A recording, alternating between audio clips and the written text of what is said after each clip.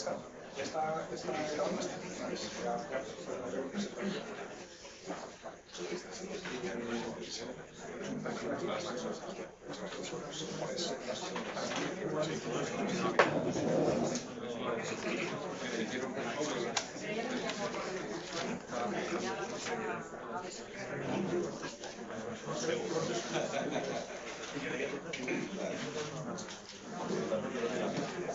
Bien, buenas tardes a todos. Creo que ya hemos empezado con la grabación, así que vamos a, en primer lugar, dar las gracias a todos por la asistencia, dado que hoy comenzamos un nuevo ciclo del seminario de investigación de la facultad.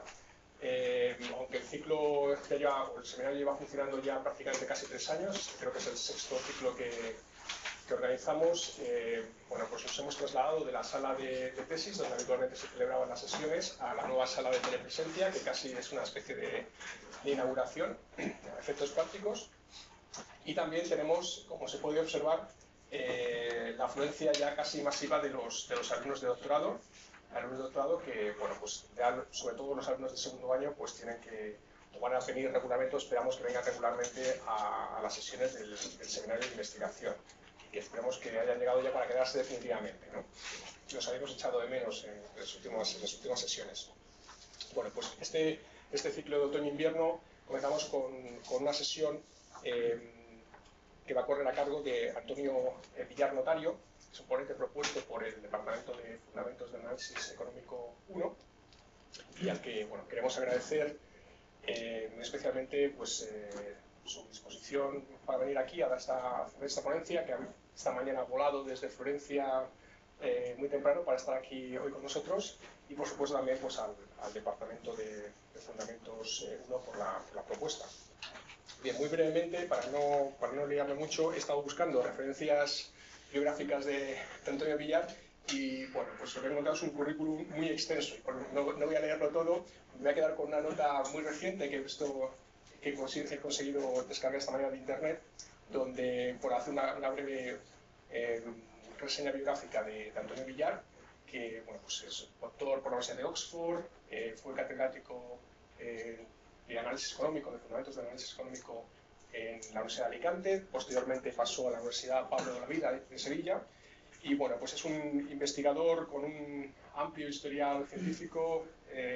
Tengo una lista de publicaciones que no voy a mencionar, pero revistas de primera línea en su campo, en análisis económico, y, bueno, pues también es autor de 13 libros, más de 60 trabajos de investigación, publicados en, como he dicho, las principales revistas de su especialidad, y que ha sido también profesor visitante pues, en diversas instituciones académicas, en el Center for Operations Research and Econometrics de la Universidad Católica de Lovaina, de la Universidad de Stanford, en el Instituto Universitario Europeo, de donde ha venido esta mañana directamente de Florencia, y en el Institute for Advanced Studies de Viena. Y, bueno, pues en el año 2010 también recibió el premio de investigación, premio de Andalucía de investigación, Kip al-Hatib, y creo que hace unos días pues ha sido nombrado por el Ministerio de Economía y Competitividad como experto en el Grupo Estratégico Innovación Social y Cultural. Bueno, es, digamos, un investigador de primera línea, y el título de la ponencia de hoy es Valoraciones cuantitativas de variables cualitativas. Así que, bueno, pues nada más, insisto, como he dicho al principio, los alumnos de doctorado, por favor, que vayan firmando las hojas de asistencia. Y nada más, muchas gracias, Antonio, y te doy la palabra. Muchas gracias. Gracias por la invitación. Hacía ya tiempo que no estaba aquí en esta casa. He visto algunos colegas. Primero decir que esto es un trabajo que es en coautoría con Carmen Herrero, que es mi profesora de toda la vida, con quien sigo trabajando a pesar de que estemos aquí distintos. Y tiene que ver, como decía el presentador, con la idea de intentar evaluar variables cualitativas. Antes de empezar a contar el modelo, quiero explicar un poco cuál fue la motivación. O sea, este es un trabajo que trata de resolver un problema, y quiero contarles cuál es este problema. Estamos haciendo una serie de trabajos en esta línea, pero el problema original tenía que ver con unos datos sobre estados de salud. Hay unas encuestas sobre estados de salud donde en todos los países europeos bueno, en este caso a lo largo de los 15, la gente se le pregunta cuál es su estado de salud y debe poner una casilla: muy bueno, bueno, regular, malo, muy malo. Y esta es la información que hay. El problema es cómo se comparan entonces los países cuando tienen distribuciones de la población que no son comparables en términos vectoriales, ¿no? Por tanto, este es el problema original.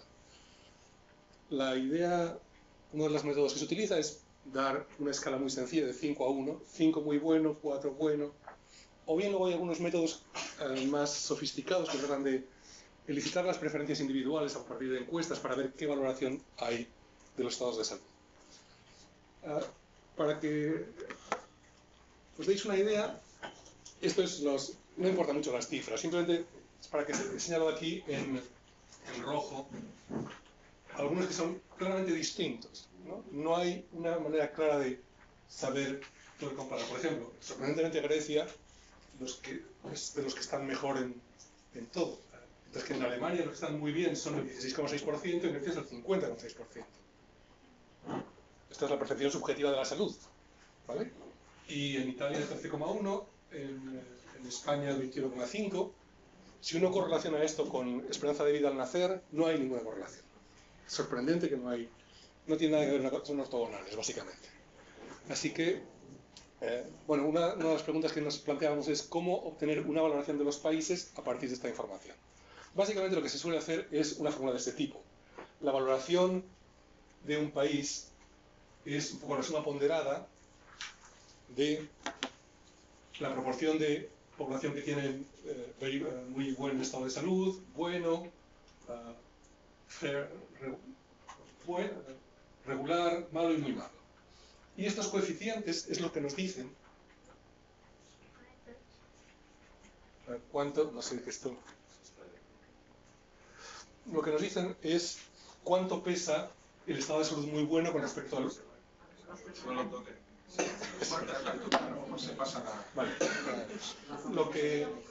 Cuánto vale el estado de salud bueno con respecto al muy bueno, el estado de salud regular con respecto al bueno, etc. Y son estos pesos los que al final determinan la valoración, porque según cambiemos estos pesos, cambia la ordenación de los países. Por lo tanto, es muy importante tener claro cómo se hacen esos pesos. Y no hay mucha teoría que nos diga cómo hay que hacerlos. Y este era un poco nuestro problema de referencia. En un trabajo en 2013 habíamos hecho una cosa un poco general, en una revista que se llama Plus One, que es una revista de ciencia en general. Hemos hecho una función que valoraba variables cualitativas, que llamamos worth. Y esto nos daba una valoración transitiva y completa y cardinal de variables cualitativas. ¿Vale? Lo que voy a hacer ahora es contar cómo esta idea se puede repensar en términos de disponibilidad a pagar, creo que esa es la traducción, ¿no?, de business to pay. Y esto nos permite también buscar otras aplicaciones y entender mejor de qué va este procedimiento de valoración. Y también les contaré una pequeña caracterización muy sencillita, pero que nos permite saber qué hay detrás de esta manera de valorar las cosas. Yo tengo una cierta tradición de economía axiomática y, por tanto, esta idea de entender las propiedades que hay detrás de cada regla de valoración, para mí es una de las cosas que es importantes. Déjenme empezar con un ejemplo muy sencillo. De alguna manera, lo que se trata es de comparar distribuciones, y este es un poco el objeto. Comparar distribuciones de atributos, ¿no? Tenemos una serie de poblaciones, una variable categórica y la distribución de las poblaciones en las categorías correspondientes. Que sean atributos es importante porque si son variables cardinales cuyo significado, la significación de las variables es cuantitativo, entonces hay otros procedimientos mejores para hacerlo. Por tanto, esto no vale para todo. Esto vale para abordar problemas donde no tenemos una idea de la magnitud de las diferencias. ¿Qué cosas pueden entrar aquí? Pues salud, bienestar, satisfacción, calidad, éxito, efectividad, durabilidad, precisión, dureza, que es una de las variables físicas que es cualitativa. Cuando hablamos de estas cosas, este procedimiento puede servirnos para hacer algo así. Llamamos monótonas a estas variables en el sentido de que un valor más alto significa que estamos mejor. Más salud, más bienestar, menos riesgo, todo ese tipo de ordenaciones que son sencillas. Déjame que empiece con uso el tú y el usted indistintamente porque me hago un lío entre mi tradición, que es del tú, pero ahora en Andalucía, ¿no?, los sevillanos son más del usted, así que yo haré una combinación convexa como debe ser. Entonces, supongamos que tenemos una serie de urnas que tienen premios de distintas categorías. No sabemos el valor de los premios, pero sabemos que son de categorías distintas. Podemos imaginar que son pues un mes de vacaciones en el Caribe, una semana en el Caribe, un fin de semana en Granada o un restaurante en Segovia, ¿no? No sabemos muy bien cuánto valen, pero está claro que están ordenadas de mejor a peor. Y conocemos la distribución de los premios dentro de cada una de estas urnas. La pregunta es, ¿en qué urna nos gustaría meter la mano?, ¿no? Es una manera de plantearnos la pregunta, ¿qué urna es más valiosa? En el caso más sencillo, cojo simplemente dos urnas y hay 4 categorías de premios. 1, 2, 3 y 4 de mejor a peor. Este es el ejemplo de cómo están distribuidos los premios según las categorías. Mejor, siguiente mejor, intermedio y peor. ¿Vale? Los números están buscados para que no sea obvio, ¿eh? No es una cosa casual. Me gustaría que, sobre todo los estudiantes de doctorado, que notarais en alguna esquinita, todo el mundo lo puede hacer también, ¿eh?, en qué urna meteríais la mano. Y si os dejaran elegir en qué urna meter la mano, ¿en cuál de ellas meteríais la mano? Esto quiere decir que hay el 20% de premios muy buenos, 40% buenos, 30% regulares y 1%, 10% menos buenos. Aquí sería 30, 30, 20 y 20. ¿Vale? Bueno, no tenemos más información que esa. Son variables cualitativas, tenemos la distribución y hay que decidir qué va delante y qué va detrás. Hay que ordenar estas distribuciones. ¿Cómo lo hacemos? No hay ordenación estocástica porque eso sería la parte fácil y para eso lo he hecho. ¿Vale? Pues si lo queréis pensar, luego os preguntaré. Sin nota, ¿eh? Hay dos preguntas diferentes que se pueden plantear. ¿Qué urna es mejor? Y la segunda es, ¿cuánto de mejor es una que la otra? ¿Vale? La primera es una cuestión puramente ordinal, es ordenarlas, y la segunda es cardinal, es decir, a qué distancia están. Esto es como en la liga, si me permiten el ejemplo, aunque no sé si es un poco machista o no, pero como es parte de nuestra cultura, ¿no? Una cosa es cómo han quedado los equipos clasificados y otra cosa a qué distancia está el Valencia del Madrid. ¿Vale? ¿Cuántos puntos de diferencia hay? Pues esas dos preguntas son dos preguntas distintas, o las dos son interesantes. El hecho de intentar una valoración cuantitativa de variables cualitativas hace que la cosa tenga más mordiente. Bueno, la idea básica que voy a utilizar para ello es la siguiente. Déjenme, ya que estamos con los estudiantes de doctorado, una manera de pensarlo es la siguiente. Imaginad que tenéis que elegir un director de tesis, ¿vale? Es el profesor A y el profesor B. Estos son los estudiantes que han salido de este profesor en la historia. 20% les ha ido muy bien, 40% bien, 30% regular, 10% mal. Y este otro, 30% les ha ido muy bien, 30% bien, 20% regular y 20% mal. ¿Qué director de tesis escogéis? Es la misma pregunta, pero formulada de una manera que a lo mejor os pilla más, ¿no?, más intuitiva. ¿Vale? De nuevo, ¿qué profesor es mejor y cuánto mejor es un profesor que otro? La idea básica para abordar este problema es la idea de dominancia de probabilidades. Y es la siguiente. Bueno, una manera de afrontar el problema es, si yo saco alguna extracción al azar de cada urna, ¿cuál es la probabilidad de que la de una me dé un resultado mejor que la de la otra? ¿Vale? Es una manera de afrontar el problema. Y esta es la base de la valoración, va a ser esta.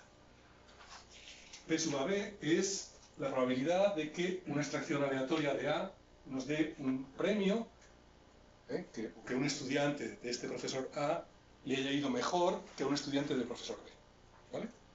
Esta va a ser la idea básica para comparar las distribuciones, que la probabilidad de hacer una extracción, lo que yo obtengo, pertenezca a una categoría o un nivel más alto que el de la otra. ¿Vale? Y P sub B A es la probabilidad de lo contrario. ¿Vale? Las dos serán positivas en general y una será más grande que la otra. Entonces, si es más probable que uno esté mejor, que uno le vaya mejor en la vida académica si hace la tesis con el profesor A que con el profesor B, entonces aquí diré que el profesor A es mejor que el profesor B, para esto, no en general, sino para esto. ¿De acuerdo? O sea que si la probabilidad de sacar un premio más alto es mayor en la urna A que en la urna B, entonces diré que la urna A es preferida a la urna B. ¿Vale? Esta es básicamente la idea. Lo que sigue es simplemente elaborar sobre esta idea. ¿Vale? Pero si esta idea se entiende, pues el resto es un poco ya de carpintería conceptual y formal. Es un principio razonablemente sencillo, que se entiende bien y que nos da una manera de valorar los premios. También es interesante darse cuenta que la ratio entre estas dos probabilidades me da una medida de magnitud de diferencia. Si la diferencia es muy grande, quiere decir que uno es mucho mejor que la otra. Si es muy pequeñita, es que no. En el ejemplo, ahora viene la solución del misterio, en el ejemplo anterior hay que elegir al D. ¿Vale? Por poquito, 5,5% de diferencia. Pero si uno hace la estimación de esas probabilidades, pues una es 0,36 y la otra es 0,38. ¿Vale? O sea que por un poquito, con este procedimiento de valoración, diría que es ligeramente preferible la urna B o el profesor B. ¿Vale? Tenemos aquí la respuesta a las dos cosas. ¿Quién va adelante y cuánta distancia hay entre uno y otro? Esto, como en la vida, cuando hay más de dos, a veces las cosas se complican. ¿Vale? No solo en la vida personal, sino también en las matemáticas. Sabéis que pasar de R2 a R3 pues pasa lo mismo, ¿no? Con R2 todos esos sustitutos, con R3 ya hay posibilidades más variadas. Consideramos ahora de nuevo podéis pensar qué escogeríais. Esta vez os lo voy a preguntar. Ahora hay tres profesores, el profesor C, al cual la mitad de los estudiantes le van muy bien y la mitad muy mal. ¿Vale? Este es un caso de polarización. Aquí al 70% le van bien y al 30% regular, y aquí al 30% regular y al 70%... No, al 30% bien y al 60% regular. ¿Vale? Bueno, si hacemos ahora lo mismo, observamos lo siguiente. La probabilidad de que C domine a D es igual que la probabilidad de que D domine a C. Dejadme que lo ponga aquí. C y D. ¿Qué pasa con la es la pantalla. Sí, puedes utilizar el mando. Es que el mundo de las pizarras inteligentes es de mi hija, no es mío. Yo soy de tiza, de pizarra, además de tiza. ¿No? Vale, ahora ya lo he entendido entonces. Me lo has dicho antes, pero no lo había entendido. Por tanto, da igual si comparamos esta con esta y esta con esta, lo que vemos es que las probabilidades de dominancia son las mismas. La probabilidad de que C domine a D o que D domine a C es un medio y que C domine a E y a C un medio. Por tanto, D es indiferente a C y C es indiferente a E. Pero, obviamente, no son iguales. C y D no. D y E no pueden ser indiferentes porque uno era 70-30 y el otro 30-70. ¿Vale? Con lo cual, obviamente, no podían ser iguales. De hecho, la probabilidad de que D domine a E es de 0,49, el valor es 0,49 y la otra es 0,09. Por tanto, lo que tenemos aquí es que si usamos esta manera de comparar por parejas, cuando tenemos dos está todo muy claro. Cuando tenemos tres, se generan intransitividades. Y eso supone un ciclo. Así que no podemos ordenar las urnas porque vamos a tener ciclos en la manera de valorarlas. O sea que esta idea es buena, pero hay que ajustarla. ¿Vale? ¿Sí? ¿La D no dominaría a la E? Sí. Porque saben entonces está claro en las probabilidades que una es mayor que otra, pero yo esperaría que fuera mucho más exagerada. El a 0,40 y tantos. Sí, luego te respondo a la pregunta si no te importa. Porque esto es porque lo hacemos de la manera que no hay que hacerla y cuando lo haga bien se hará muchas más diferencias. No, está bien. ¿Vale? Entonces, esto es simplemente para plantear que hay esta dificultad y es que hay una falta de transitividad en las relaciones binarias. La idea que voy a introducir ahora es la idea esto en castellano suena fatal, de ventaja. Ventaja, vamos a llamarla ventaja o ventaja esperada y de coste esperado o de coste de oportunidad. Consideremos de nuevo las urnas A y B, o los profesores A y B, y pensemos que ahora hay que pagar una tasa por meter la mano en la urna, ¿vale? O hay que pagarle al profesor en tiempo que hay que dedicarle, por ejemplo, para darle problemas, ¿vale? Sea entonces Q sub A lo que hay que pagar para meter la mano en la urna A y Q sub B lo que hay que pagar para meter la mano en la urna B. Voy a llamar ventaja de elegir de la urna A al producto de la probabilidad de que me dé un resultado mejor que B por lo que me cuesta meter la mano, ¿vale? Entonces, como el ahorro esperado, ¿no? Lo que yo no me he gastado escogiendo B multiplicado por la probabilidad de que al escoger A esté mejor que B, ¿vale? Bueno, esto es lo que acabo de decir, ¿no? Es como el ahorro esperado por haber escogido A en lugar de B. Pero también tiene un coste, que es el simétrico. Es el producto de la probabilidad de que B sea mejor que A por el coste de haber escogido A, por lo que he pagado por quedarme con la urna A, ¿vale? Yo pago por meter la mano en la urna A y a eso lo multiplico por la probabilidad de que me haya equivocado, de que hubiera sido mejor la urna B. Antonio, perdón. ¿Sí? Con esos dos conceptos, si no hay que pagar una tasa, cualquiera de ellos te da cero. Si fuera cero, sí. Pero, digamos... Luego garantizaré que no serán cero.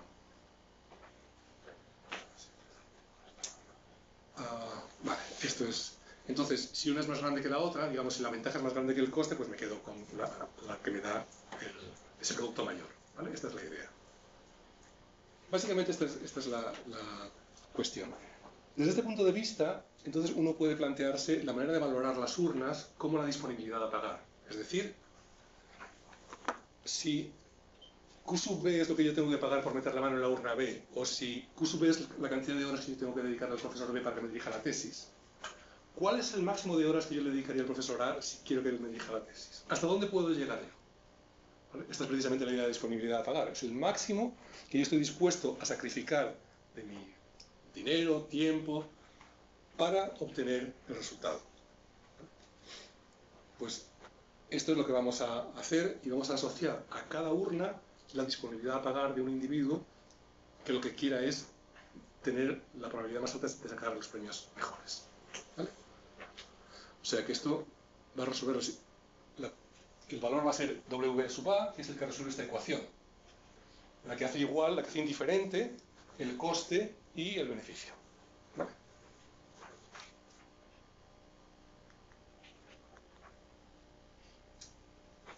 Ese cociente, lo que yo estoy dispuesto a pagar en relación a lo que me cuesta la otra, es lo que mide cómo deseables son relativamente una urna con respecto a otra, y va a ser el elemento clave de la evaluación.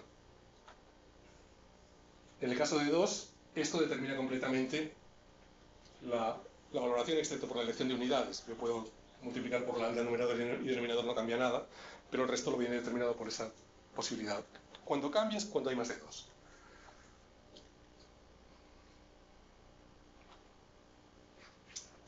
Y por eso no es trivial. Supongamos que ahora tenemos 3 urnas, como en el caso de antes, ¿vale? Si queremos determinar la disponibilidad a pagar de la urna A, debemos resolver esa ecuación que hace que sea el producto este igual a ventaja igual al coste, pero para poder calcular esto necesitamos saber cuál es la valoración, la disponibilidad a pagar por la urna B y por la urna C.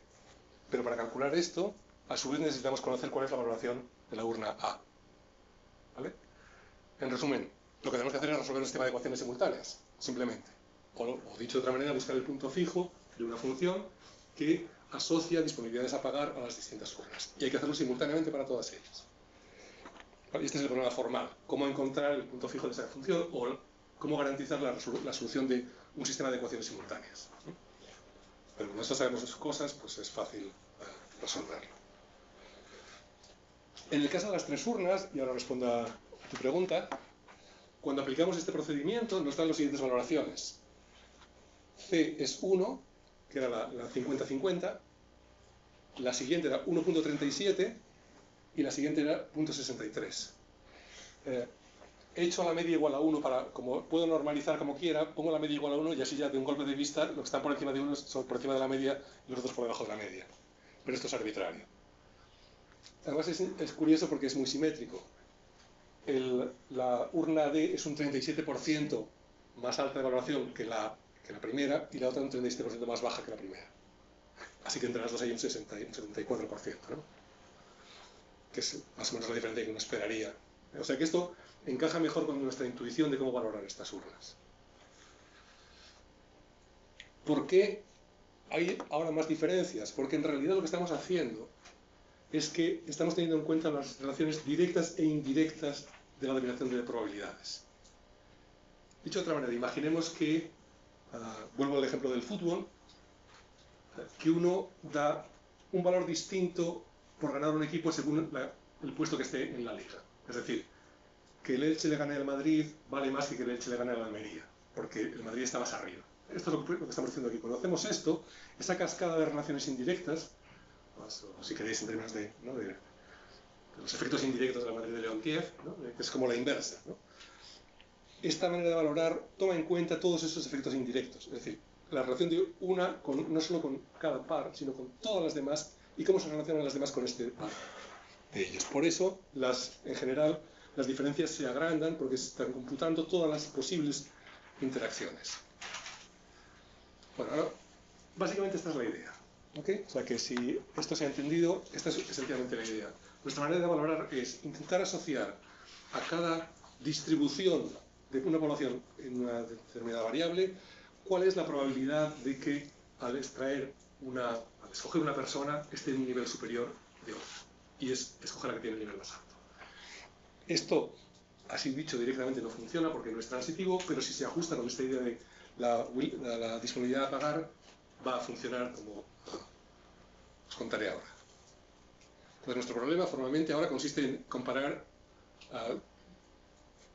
poblaciones con respecto a una cierta variable que describe algún atributo. La variable puede ser discreta o continua, pero siempre que, por ejemplo, la utilidad es una variable continua, pero es un atributo, en el sentido de que no es una magnitud, sino es una representación de un orden, ¿vale? Si me voy a centrar en el caso discreto, entonces voy a suponer que tengo S categorías, C sub 1, C sub 2 hasta C sub S, la primera es la mejor, la segunda es la segunda mejor, hasta la última. F sub I voy a llamarle una densidad, entre comillas, porque va a ser en general un conjunto de frecuencias relativas, y los puntos de estas categorías a veces les llamaré niveles, y están ordenados. ¿Vale? Un problema, lo que yo quiero resolver es cómo valorar un conjunto de G densidades o de G distribuciones, y una función de evaluación es simplemente una función que lo que hace es coge para cada problema y le asigna un vector de valoraciones. Ese vector tiene G componentes, tantos como distribuciones hay. Por tanto, la función de valoración lo que hace es a cada una de las G distribuciones le asocio un número y el número más alto me indica que es mejor. ¿Vale? Es una valoración más alta. Como decía antes, el elemento principal es la probabilidad de que un grupo domine a otro en términos de la probabilidad de que al hacer una extracción aleatoria obtenga un premio más alto o un nivel más alto. Esto además se puede calcular de manera muy sencilla, porque como tenemos las categorías ordenadas, la probabilidad de que I domine a J es el porcentaje de población, la proporción de población que hay en la categoría 1, que es la más alta, multiplicado por, estas son las que dominan, las que están en el 2 de J, 3 de J, S de J, más las que están en el nivel 2 de I con respecto a las que están 3, 4, S de J, más, así sucesivamente. O sea que es un algoritmo que es antipático de calcular porque es pesado, pero es muy fácil de entender cómo se hace. Y la ventaja es que hemos hecho un algoritmo que lo que hace es que lo calcula automáticamente. Tú le metes la matriz simplemente de frecuencias, haces así y te da el resultado. Con lo cual es muy fácil de manejar, es gratis y uno puede hacer probatinas, ¿no? ¿Qué pasaría si yo cambiara esto de aquí a aquí? ¿Cuál es la sensibilidad que tiene? ¿Cuál es la robustez? Afortunadamente esto se puede hacer gratis. Donde cada A sub IJ es la frecuencia relativa del porcentaje de población que tiene el valor R de I. Entonces, la ventaja de una población en un problema relativo a una función de valoración, esto de que los equipos pesan distintos según cuál sea su posición en la tabla, es simplemente esta suma ponderada. ¿La suma ponderada de qué? De la probabilidad de que I domine a J por el peso que tiene J, por cuánto vale J. ¿vale? A la suma de esa suma ponderada es lo que llaman la ventaja de la población I. Estoy comparándola con todas las demás poblaciones, J y distinto de J, y las estoy ponderando por cuánto las valora cada una de ellas. De manera que dominar a una población que tiene un valor alto es más importante que dominar a una población que tiene un valor bajo. Y el coste es lo mismo, pero ahora como los costes soy yo todo lo que recibe los costes comparados con los demás, solo tengo phi sub i, mi valoración, por la probabilidad de que me dominen a mí. ¿Vale? ¿Y qué es el worth? Que no sé cómo se diría en español, el valor quizás, pero el valor también es value, no lo sé. Pues es esta cosa de aquí. Es el vector que hace ventajas y costes iguales. Por tanto, lo que he hecho ha sido despejar de aquí, hacer la igualdad y despejar este valor de aquí. Y como veis, necesito resolver un sistema de g ecuaciones con g incógnitas y esta w sub j, w sub i son las incógnitas que tengo que encontrar. La única información que utilizo, por tanto, es la de las probabilidades de dominación. No uso más información que esa. Es para cada i. El resultado principal es que este vector existe. En condiciones muy siempre existe, y en condiciones muy generales es único y estrictamente positivo. Esto no es muy sorprendente porque en realidad, como lo obtenemos, aquí lo hacemos de otra manera en este paper, lo hacemos con un punto fijo, pero en el trabajo original lo que hacíamos era plantearlo como construir una matriz que hábilmente construida, era una matriz de Frobenius, que no sé si os suena a algunos, Perron Frobenius, que tiene un autovector dominante, que es único, estrictamente positivo, y está absolutamente determinado. Es un vector de estos atractor. Uno de estos que en los modelos dinámicos es el que te dice cuál es la solución estable única. O sea que es un viejo conocido de muchos ámbitos. Así que ese es lo que nos garantiza la unicidad y positividad siempre que la matriz sea no descomponible o irreducible, no sé cómo lo llamáis. Irreducible. Vale. O sea que en condiciones muy generales este vector está bien definido y es único. Hemos visto que en el caso de dos poblaciones nada más, el criterio de la dominancia de probabilidad, que es el criterio intuitivo más claro, es suficiente para determinar la valoración de estas dos poblaciones, estas dos distribuciones. Poder comparar estas dos distribuciones. Pero que en el caso de más, necesitamos esa otra idea de la disponibilidad a pagar, que es una idea un poco más complicada, pero que me permite hacer una especie de extensión transitiva de ese principio. Porque con eso evito el problema de intransitividad que surgía. La pregunta entonces es, ¿qué es lo que hay entre medio? ¿Cómo puedo pasar del caso de 2 al caso de 3? ¿Cómo hago esta extensión transitiva de esa primera idea? Bueno, pues dejadme que lo de Bailey y Inés le llamen proporcionalidad porque es mucho más sencillo. Hay dos propiedades que determinan exactamente qué es lo que pasa, una que se llama proporcionalidad y otra que se llama independencia. La idea de proporcionalidad es muy sencilla, es en problemas que tengan solamente dos distribuciones para comparar, todo lo que necesitamos saber es la dominancia de probabilidades. Y eso determina completamente la valoración, en el caso de dos. Es decir, la valoración es proporcional a la se dice dominancia de probabilidad, eso es, a la dominancia de probabilidad, eso sería el orden. ¿De acuerdo? La siguiente tiene que ver con qué pasa si yo cambio cómo están distribuidas esas poblaciones. Imaginaos que junto dos poblaciones en una sola. ¿Cómo debe reaccionar la función de valoración cuando yo, con los mismos datos, simplemente, digamos, imaginad que estamos hablando de España y ahora junto a Andalucía con Extremadura? ¿Vale? ¿Cómo debería cambiar la valoración de esa nueva entidad, no solo para la nueva unidad que se ha creado, sino para las demás? Y básicamente lo que voy a pedir es que no sea muy relevante el que para cada individuo que los otros se junten o no cambie esencialmente su valoración. Eso voy a llamar independencia. Ahora seré más preciso. Sea phi la función de evaluación y sea f negritas g todo el conjunto de problemas que se refieren a evaluaciones para g distribuciones, G densidades, ¿vale? Entonces, la idea de proporcionalidad es la siguiente. Siempre que estemos en F2, para problemas con dos distribuciones, la valoración es proporcional a las probabilidades de dominación.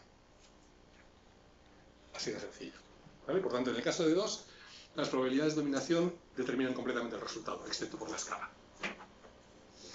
O sea que esto lo que nos dice es que, en el fondo, esta sí es la idea esencial que tenemos. ¿Qué es lo que dice independencia? Imaginemos ahora que tenemos un problema con G mayor que 2 distribuciones. Y ahora cogemos la distribución I y todas las demás las juntamos en una sola. Todos los demás grupos los unimos. Y ahora comparamos este I con todos los demás. Y lo que quiero es compararlo en el problema original I, cómo valoro I, y cómo valoro I en el problema en el que he fusionado todos los demás. La idea es la siguiente. Si yo llamo... Esto no tiene la luz. Si yo llamo a f de super I al problema en el cual he juntado todos los grupos distintos de I en uno solo, la valoración de esta distribución en el problema original con respecto a el problema fusionado debe coincidir con la proporción entre la ventaja de este grupo en el problema original y la ventaja de este grupo en el problema fusionado. O sea que la ventaja de este grupo con respecto a su valoración no va a cambiar mucho aunque los demás se fusionen o se separen, ¿vale? Esta es una idea de independencia. La escala de alguna manera no afecta a los fundamentos de la valoración, porque la valoración va a respetar la ventaja relativa que tiene este grupo, ya sea en el caso inicial o en el caso fusionado. ¿Vale? Esta es una propiedad que en la axiomática por ejemplo, de problemas distributivos, de problemas de bancarrota, tiene que ver con consistencia, ¿no? La propiedad de consistencia en general se plantea del siguiente modo. Suponed que tenemos una regla que hace una distribución general aquí dentro de este aula, y ahora un grupo de este aula se va y se lleva lo que le ha tocado. Si ahora volvemos a aplicar la regla con lo que nos queda a nosotros, si el resultado se repite otra vez, se dice que la regla es consistente. No depende de cómo nos dividimos por subgrupos. Esta es una idea de consistencia, ¿vale? Bueno, esto es lo que ya os he dicho. Sí. Cambiar la manera de presentar las poblaciones no debe cambiar la esencia de la evaluación. Y el segundo resultado es que solo hay una función que cumple estas dos propiedades y es el worth. O sea que esa manera de hacerlo es la única que cumple estas dos propiedades. ¿Vale? Esta era la parte más complicada. O sea que ahora ya casi estamos y ahora comento algunas cosas. Me das la hora cuando... ¿Vale? Una primera consideración es si es muy fácil de verificar que si hay una distribución que domina estocásticamente de primer orden a la otra, entonces el worth debe ser un mayor valor. Esto te da una cierta tranquilidad. Esto ya no es verdad para dominancia de segundo orden, porque la dominancia de segundo orden tiene que ver con magnitudes y no solo con órdenes, ¿vale? Por tanto, el worth es una manera de hacer una forma distinta de hacer una extensión que es transitiva y completa de la dominancia estocástica y que sirve para datos cualitativos. Hay que darse cuenta que, como sucede con la dominancia estocástica, si yo quito a un grupo de la población, la valoración puede cambiar, ¿vale? Es decir, cada valoración es relativa al conjunto de poblaciones que yo estoy comparando. Si yo cambio ese conjunto, las valoraciones relativas pueden cambiar por esos efectos indirectos que hay entre ellos. Es como quitarle la fila a una matriz, ¿no? La inversa puede cambiar, ¿vale? Y el autovector cambia, y si los que habéis trabajado con autovectores se portan fatal, ¿vale? O sea, la estadística comparativa de los autovectores es muy complicada, ¿no? No es fácil de predecir. Una de las cosas que hemos observado es que la aplicación de este criterio en contextos específicos, en particular en aquellos donde a veces tenemos tanto variables numéricas como categóricas, es que en general discrimina más. Es decir, la dispersión de valores que proporciona es más grande que las medias o que los valores usuales. Y la razón es que, por una parte, nosotros usamos toda la distribución y no la media o un estadístico resumen para hacer las comparaciones, y además estamos contemplando las relaciones directas e indirectas de dominación. Y por tanto eso hace que esto va como una cascada, ¿no? Las diferencias se vayan aumentando y por tanto discrimina más cuando hacemos un análisis de poblaciones que otros métodos convencionales. Luego daré un ejemplo. Uno puede plantearse, si os recordáis al principio he dicho que el problema original era cómo valorar los estados de salud, que eran muy bueno, y la manera general de hacerlo era, uno le ponía coeficientes, alfa sub 1, eran beta sub 1, beta sub 2. Uno puede preguntarse, ¿cuáles son los coeficientes que habría detrás de esta manera de hacer las valoraciones? Es decir, ahí puedo deducir alguna manera en que yo a las categorías les estoy poniendo pesos de esta manera. La respuesta es no. Esto no es un promedio ponderado de nada. No puede ser un promedio ponderado de nada. ¿Vale?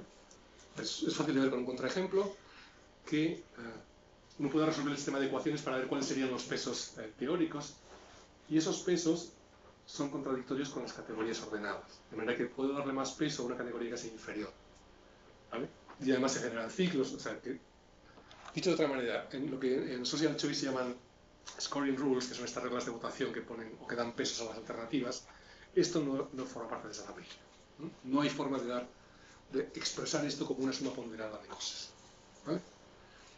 Aparte de que cambiarían de un problema a otro, pero no solo es que cambien de un problema a otro, es que incluso dentro de un mismo problema son contradictorias.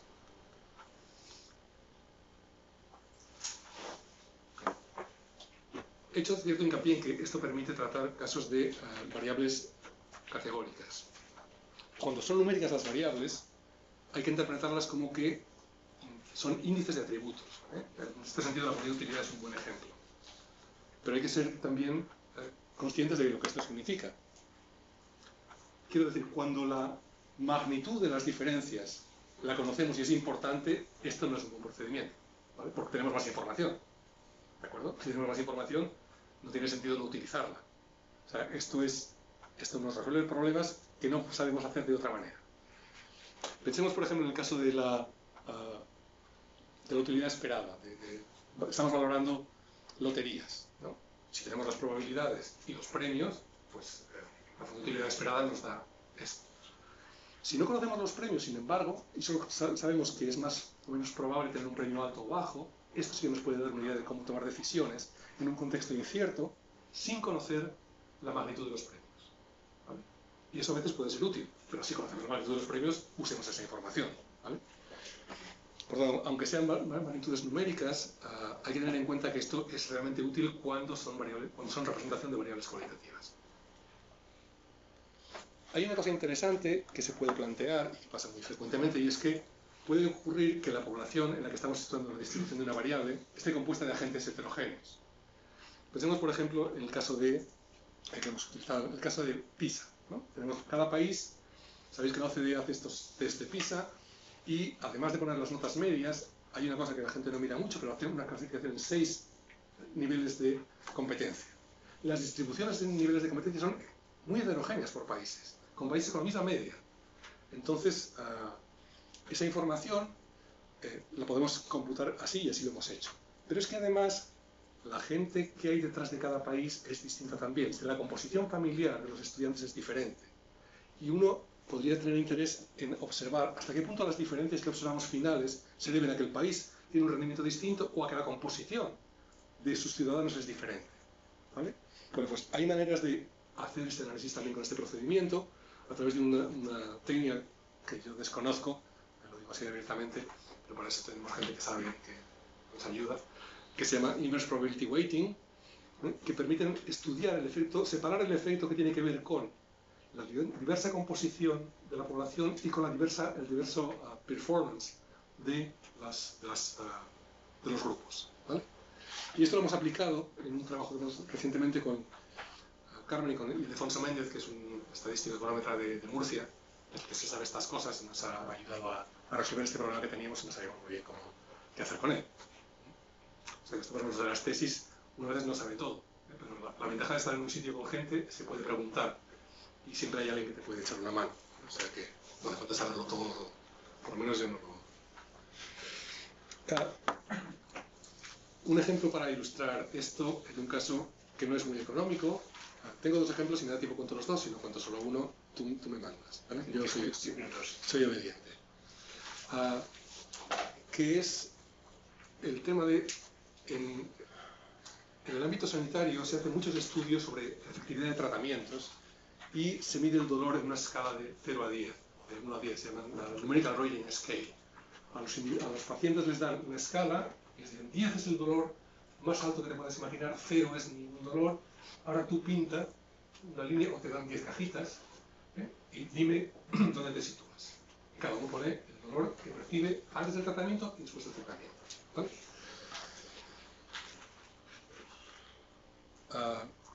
Esto es lo que se suele hacer. Se hacen muchos tratamientos. Y luego lo que hacen es básicamente un análisis estadístico de los resultados.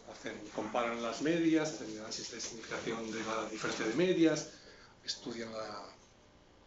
Pero todo esto que estudian tiene que ver con tratar las medidas del dolor como numéricas. Es decir, que dolor 4 es el doble de dolor 2 y la mitad de dolor 8. Y esto no está muy claro. Es decir, que el dolor sea una variable cuantitativa y que sea la misma para todos los individuos no está muy claro. De hecho, para los niños, por ejemplo, usan escalas claramente cualitativas, con caritas, ¿no? Ponen unas caras, ¿no? En lugar de ponerle números, porque los niños no pueden no entenderlos, les ponen caras que indican más o menos dolor. Bueno, pues la pregunta que me hacía yo es ¿podríamos usar este procedimiento para usar la información como información cualitativa? Que es lo que creo que realmente es. El dolor es una percepción cualitativa. Tú puedes decir más o menos dolor, pero decir tengo 3/4 de dolor de ayer o 2,5 de mañana, yo eso lo veo, en fin, no me parece muy claro, ¿vale?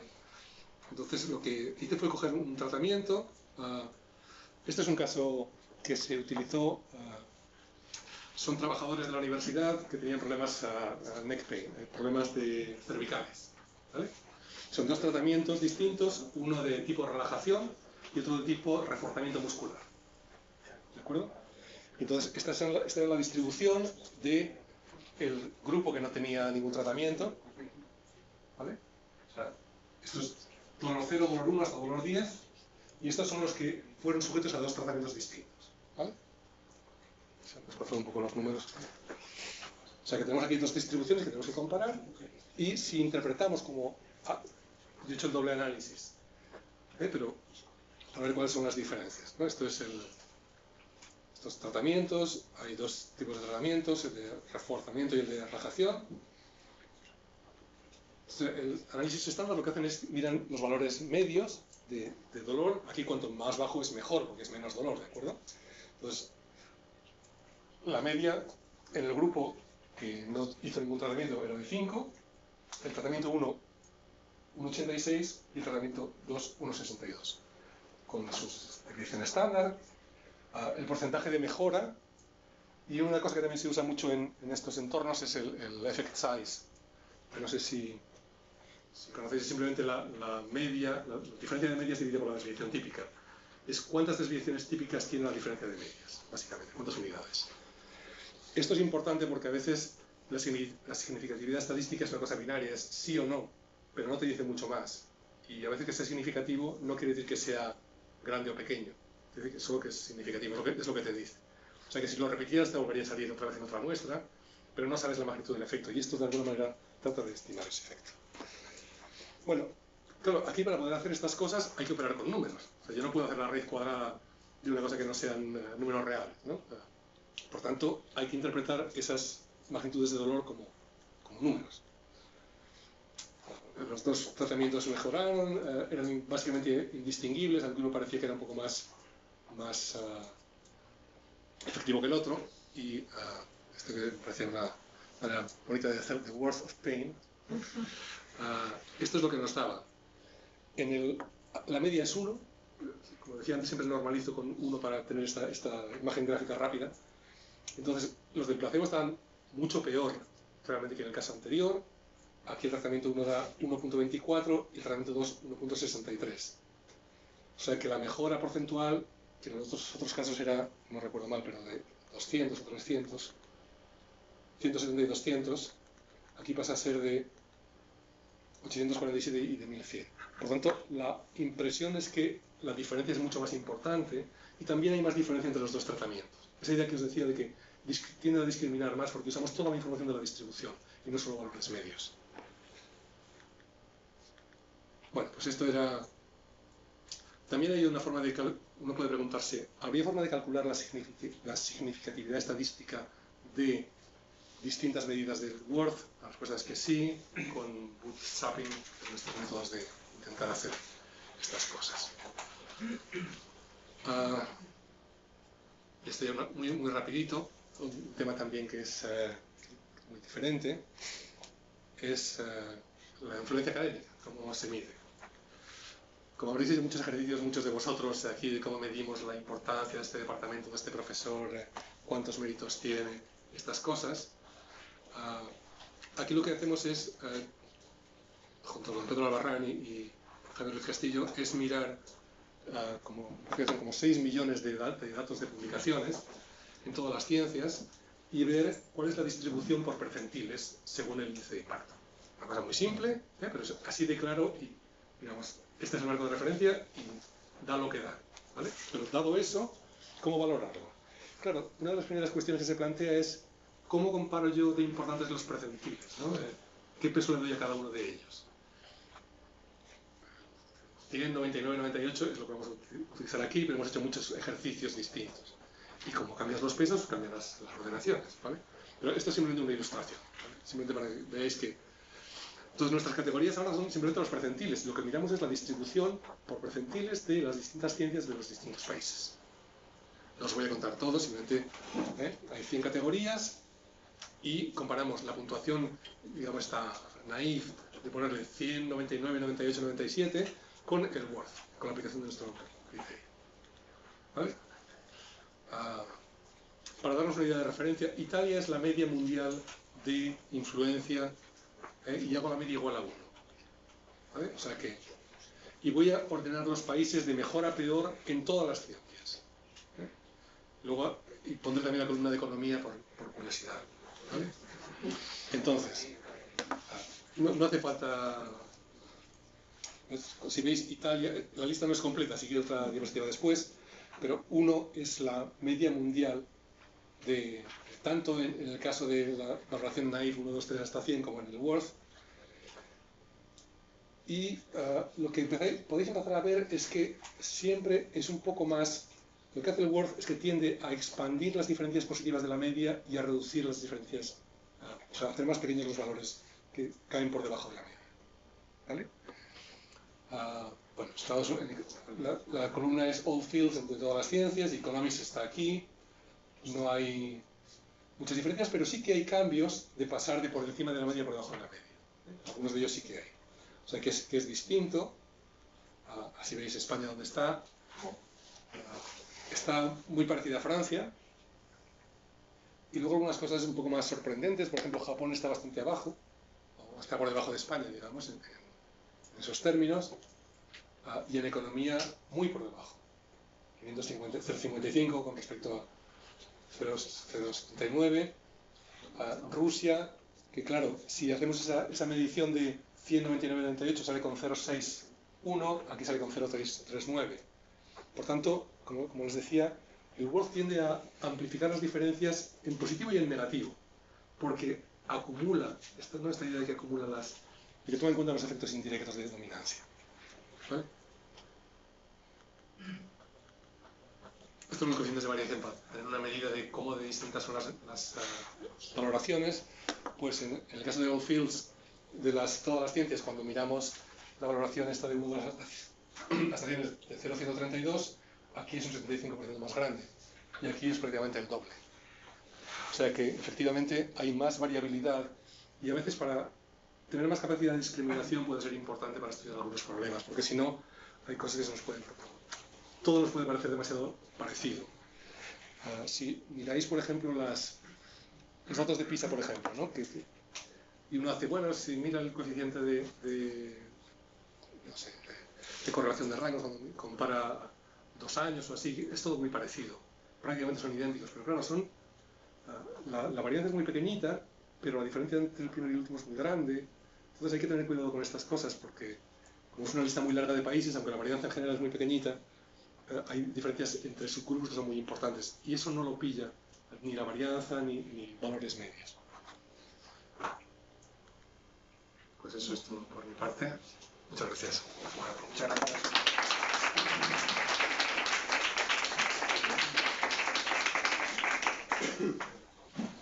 Aunque no lo he dicho al principio, además de alguna forma inaugurar la sala de tripresencia, también inauguramos un pequeño cambio en formato. Es que, como sabéis, tenemos un alumno de doctorado que iba a hacer las veces de discursant, no lo mencioné al principio. En este caso, la pionera en este rol es Carolina Miner, que está aquí sentada adelante y que lleva ya un par de semanas o más tiempo trabajando duramente en este paper. Confío en que no haya cambiado mucho la presentación respecto a lo que inicialmente. Entonces, bueno, lo que habíamos acordado es que, en principio, un alumno de doctorado va a hacer inicialmente las primeras preguntas. En este caso va a ser Carolina, y después, una vez que el ponente haya respondido, pues iremos dando paso a la medida que sea posible a preguntas del resto del público. En principio, digamos, no tener ya preferencias entre alumnos de doctorado y el resto del público, ¿vale? Así que, Carolina, pues adelante, por favor. No sé si te quieres colocar aquí. A ver, Sí. es que yo lo que había hablado era que tenía que hablar como unos 5 minutos, entonces claro, no solamente son preguntas, pero si queréis hago un par de preguntas y ya está.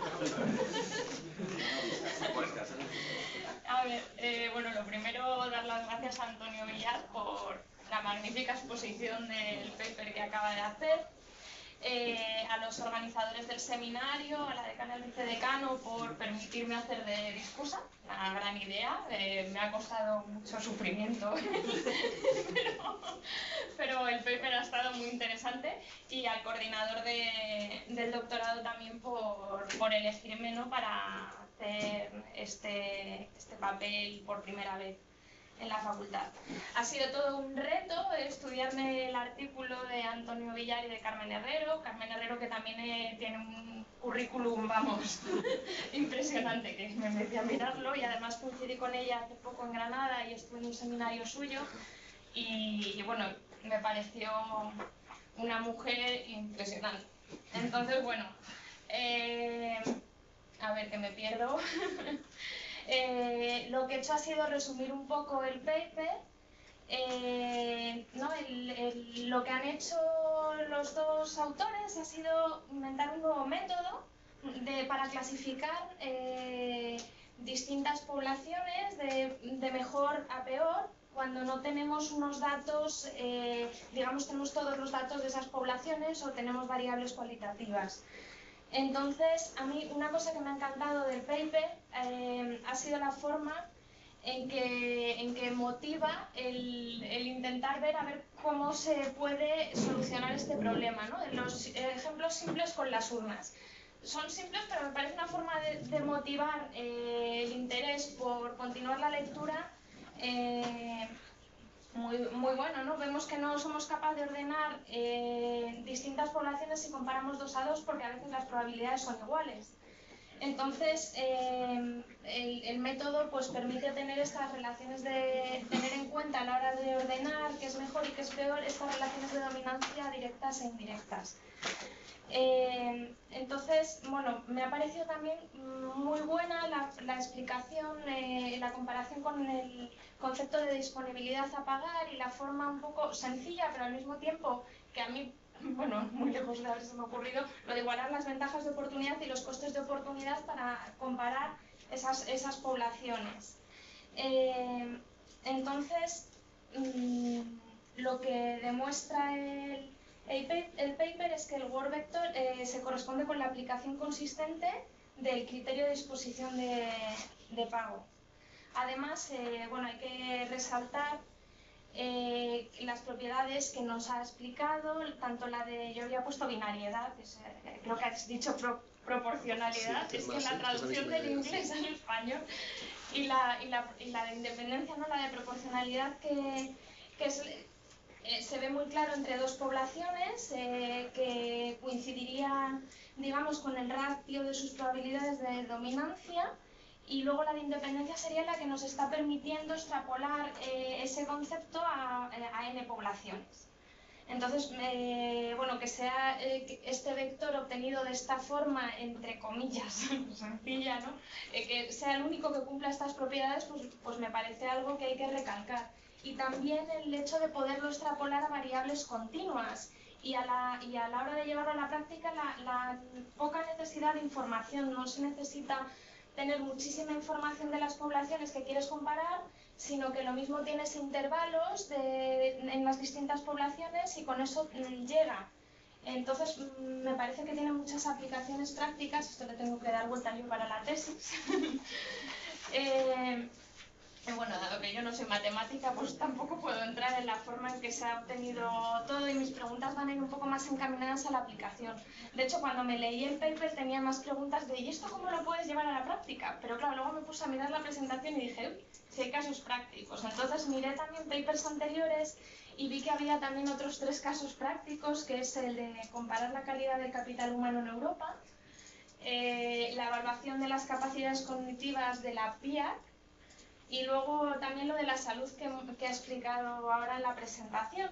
Entonces dije, bueno, pues eso no lo puedo preguntar. Y digo, ¿qué pregunto?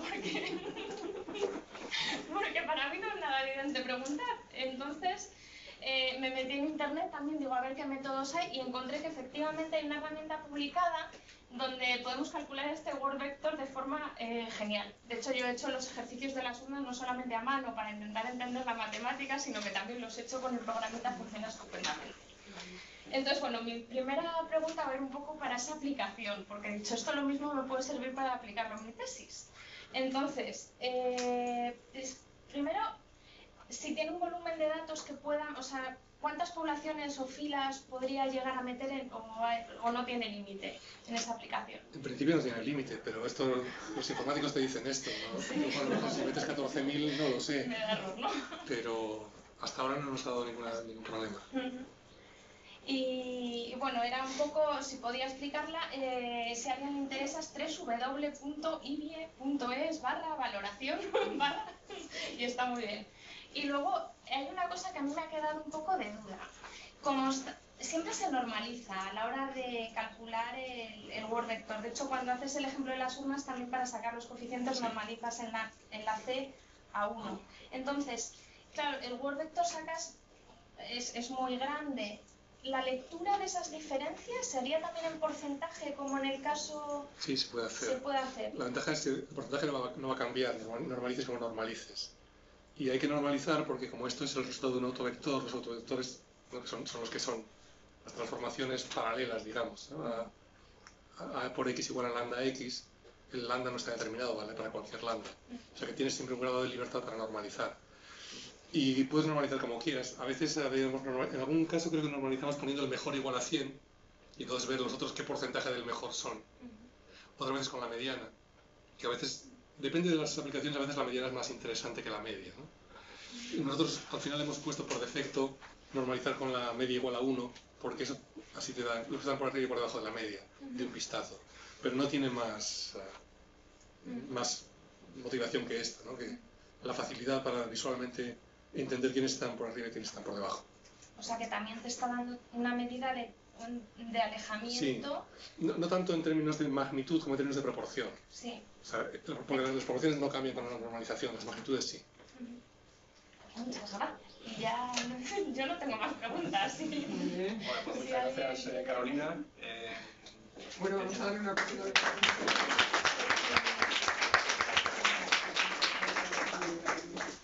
Ya te puedes relajar. Bueno, pues a partir de ahora abrimos el turno de preguntas. A ver quién quiere. Carolina ya ha roto el hielo, así que preguntas del público, alumnos, profesores. Hay algunos estadísticos, matemáticos que veo por ahí atrás, así que ¿quién sabe más? Siempre un pequeño comentario. En todo momento vosotros tomáis las valoraciones como dadas, ¿no? Es decir, imagínate que estamos en un problema de felicidad, ¿no? De medida de la felicidad. Y, claro, cada individuo tiene su propia escala. Cuando tú dices cuál es tu estado de salud, tú utilizas tu propia escala, ¿no?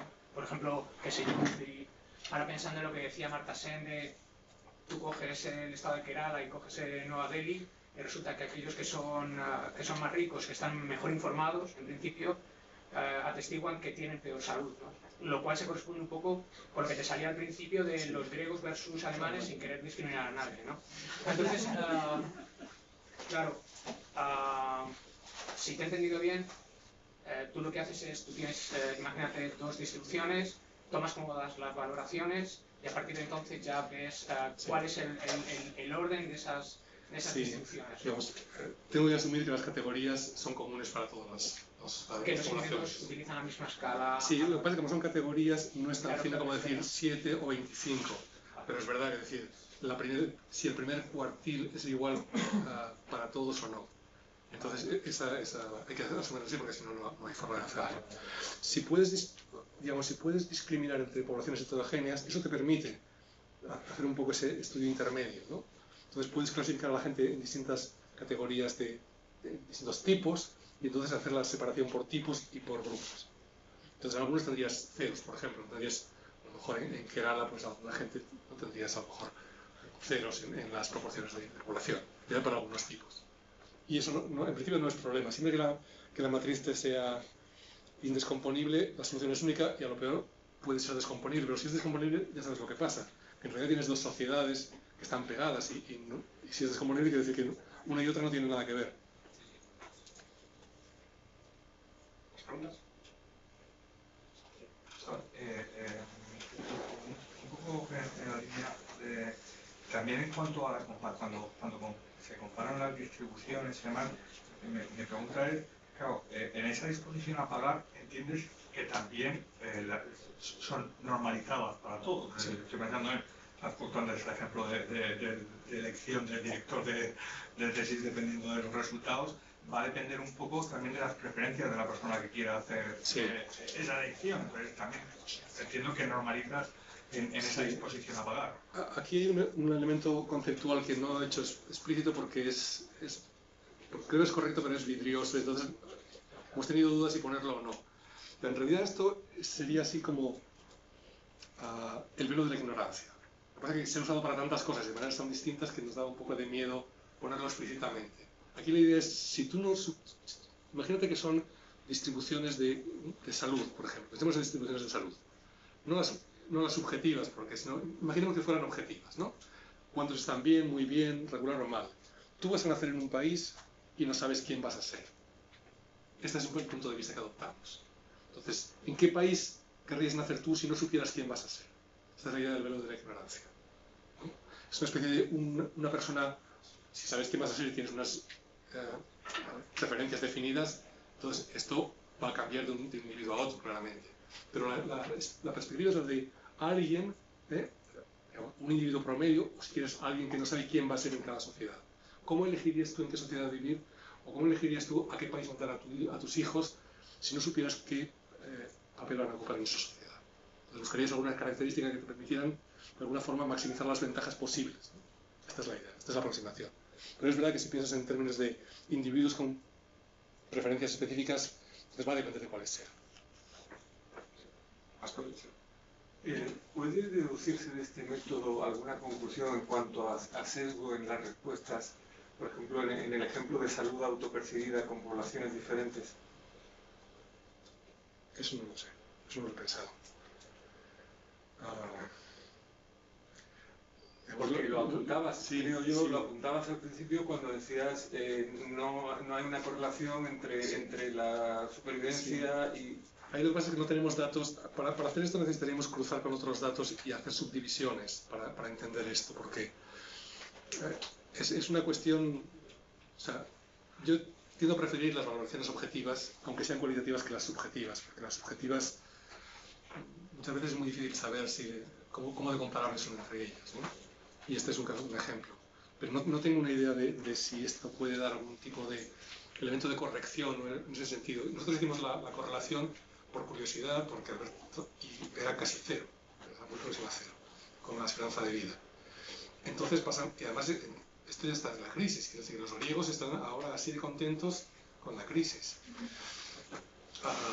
Luego, es un elemento cultural. O sea, lo que te quiero decir, como también cuando estudiamos cosas de PISA, es que hay otros elementos no observables que están jugando un papel importante. Y en este sentido sí que te apunta a que hay otras cosas que mirar. O sea, que el análisis no se acaba aquí. Eso sí. Por ejemplo, cuando se estudian las diferencias que hay en los resultados de PISA en las regiones españolas, le metes todas las variables y puedes explicar hasta la mitad más o menos de las diferencias. Y la otra mitad, pues será por cosas que no tenemos datos serán patrones culturales, serán la implicación de las familias, el compromiso de los profesores, no lo sé. Pero esas cosas son importantes. Aunque no tengamos datos, hay que mirar porque son importantes. En este sentido sí, pero no he trabajado mucho más en esa línea. ¿Más preguntas? ¿Os habéis puesto en contacto con investigadores médicos?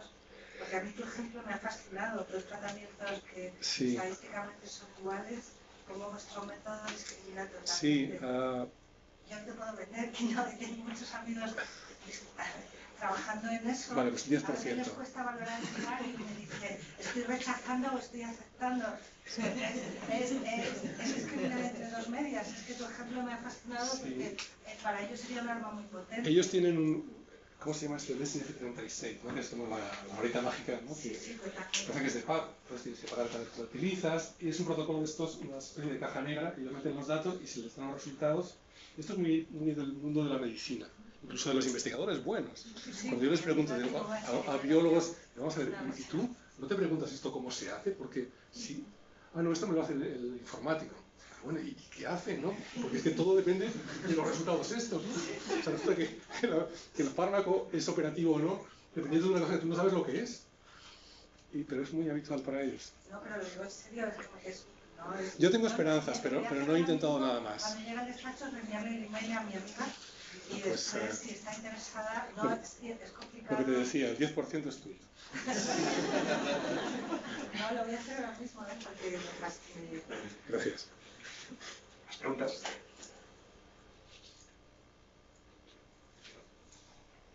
Pues, algo que no. Bueno, es la última ocasión de preguntarle a Antonio antes de que noche. Bueno, pues si más preguntas lo vamos a dejar aquí. Así que no, muchas gracias, Antonio, y bueno, esperemos que pronto por aquí. Muy bien, muchas gracias a vosotros.